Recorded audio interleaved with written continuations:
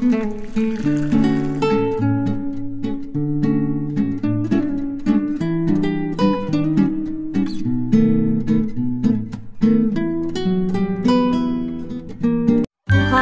Welcome on Dwiti Harsh channel.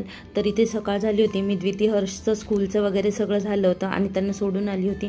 ह्या बघा चिमण्या, त्यांना कसं कळतं माहीत नाही की मी त्यांना शूट करायला सुरुवात केली आहे आणि जसं मी शूट करायला सुरुवात करते ना त्या लगेच उडून जातात। नंतर हर्षला सोडून आल्यानंतर माझं इथे दिवस सुरू होतो तो कॉफीने।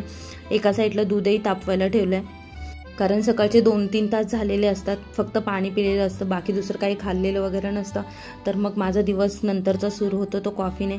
कॉफीसाठी दूध गरम करायला ठेवले, तोपर्यंत ना मी इथे हे पॉट म्हणजे छोटंसं भांडं माठाच्या आकाराचं खूप दिवसांपूर्वी आणलं होतं। मला त्याच्यामध्ये दही लावायचं होतं, एकदा ट्राय पण केलं होतं पण ते नव्हतं जमलं, दही खराब झालं। तर मग आता म्हटलं चला परत एकदा ट्राय करूया। तर मग खूप दिवस तसंच ठेवलं होतं म्हणून त्याला एकदा स्वच्छ करून घेतलं आणि कॉफीसाठी दूध गरम झाले, थोड्या वेळ म्हटलं ते तसंच ठेवूया, आधी आपण कॉफी घेऊया।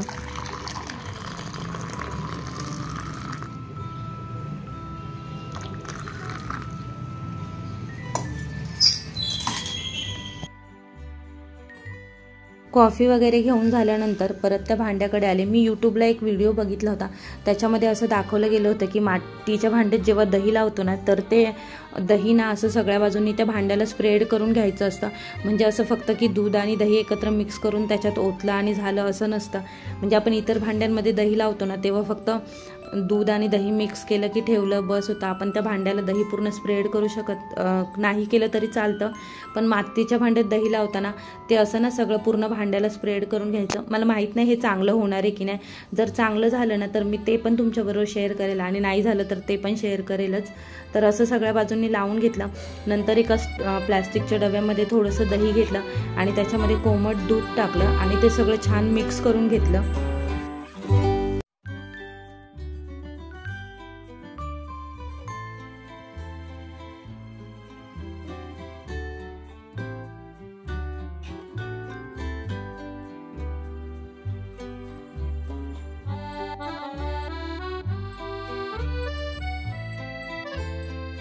तर हे बघा अशा प्रकारे ते छान मिक्स करून घेतलं आणि आता हे मी स्प्रेड केलेलं भांडं जे आहे मातीचं आपलं त्याच्यामध्ये हे ओतणार आहे।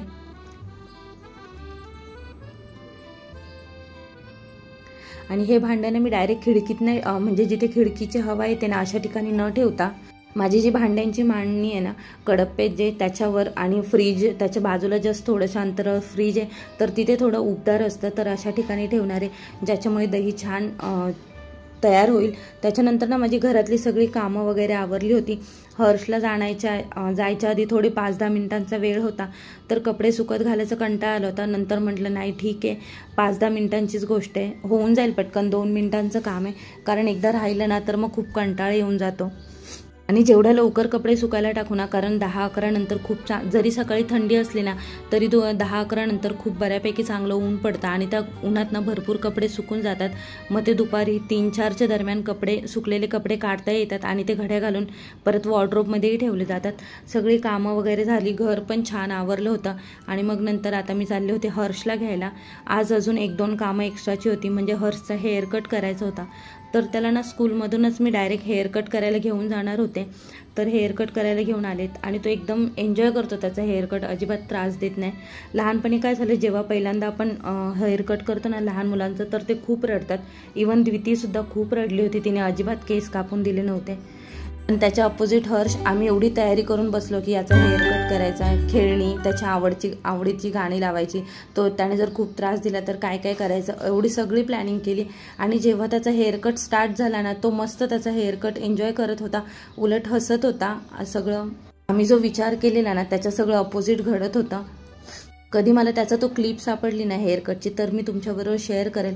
नंतर द्वितीला स्कूलमधून घेऊन आले, दुपारची वेळ होती।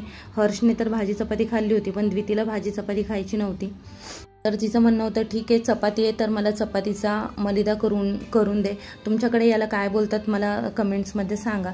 तर चपाती बारीक चुरून घ्यायची आणि हाताने खूप जास्त बारीक होत नसेल ना तर मी थोडी मिक्सरला फिरवून घेते, खूप जास्त एकदम बारीक नाही करायची, असं थोडं दाणेदारच राहिली पाहिजे ती। आणि ना त्याच्यामध्ये आपण आता मस्तपैकी गूळ मिक्स करून घेऊया, गूळ आणि तूप घालायचं थोडंसं गरम करून। आणि ते सगळं छान हाताने एकदम मिक्स करून घ्यायचं आणि त्याचे ना लाडू बनवायचे छोटे छोटे. असेच दिलं खायला तरीही चालतं, पण द्वितीला लाडू बनवून आवडतात आणि लाडू बनवून खाल्लं ना तर आपल्याला द्यायला आणि त्यांना खायलाही मेन म्हणजे इझी पडतं. तर हे बघा, अशा प्रकारे मी हे लाडू बनवते.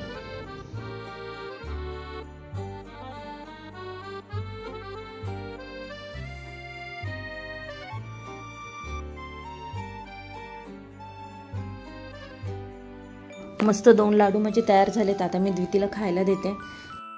चला द्वितीचा लंच एन्जॉय करते. तोपर्यंत मी किचन थोडंफार जे काही पसारा झाला ते सगळं आवरून घेते.